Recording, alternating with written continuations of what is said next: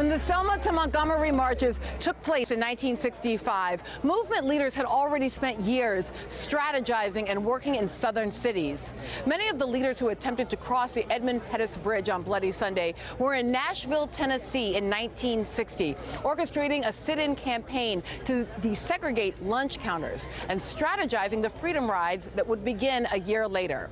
The city of Nashville is home to not only a history of activism and courage that defines our nation, but also to an institution that shaped many of those leaders, the American Baptist College.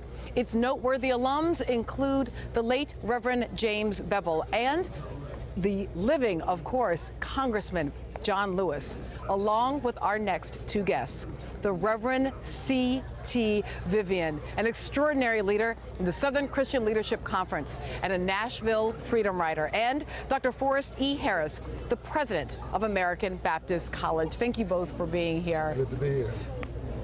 Mr. Vivian, it is such a pleasure to stand here with you. Yesterday, you had the opportunity to hear the president reflect on 50 years. Yes. What did you make of his address? I think it was just right, and he has never been better, but he is always excellent, right? Whether he's in the United States or whether he's in Europe, right? He always has so much sense, and he is not politicking like most politicians do, right? He's above that. When he spoke yesterday, for me, part of what I heard was a particular structure that sounds to me very much like the structure of a black sermon. Sometimes the president uses that structure, sometimes he doesn't. But I heard him use it, the way he laid out the points. And it was part of why I wanted to have you all here today, is that idea that institutions are part of it. We talk about the big personalities, the John Lewises. We talk about the moments in history. But the institutions matter. What do we not know about ABT that we need to know? Yes, American Baptist College was that place where John Lewis, C.T. Vivian, James Bevel all came in their embryonic stages of development, but with a hunger and a passion for justice. And our school, American Baptist College, was right there to help match that passion with education. And it caught fire.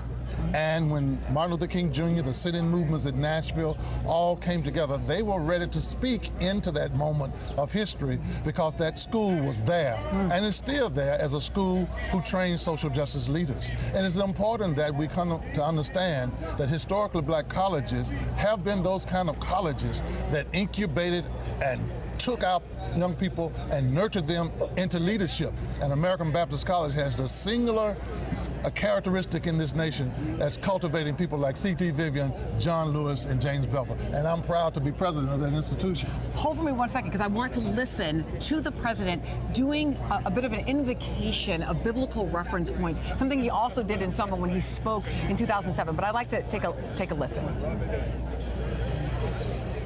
When it feels the road's too hard, when the torch we've been passed feels too heavy, we will remember these early travelers and draw strength from their example and hold firmly to the words of the prophet Isaiah. Those who hope in the Lord will renew their strength. They will soar on the wings like eagles. They will run and not grow weary. They will walk and not be faint.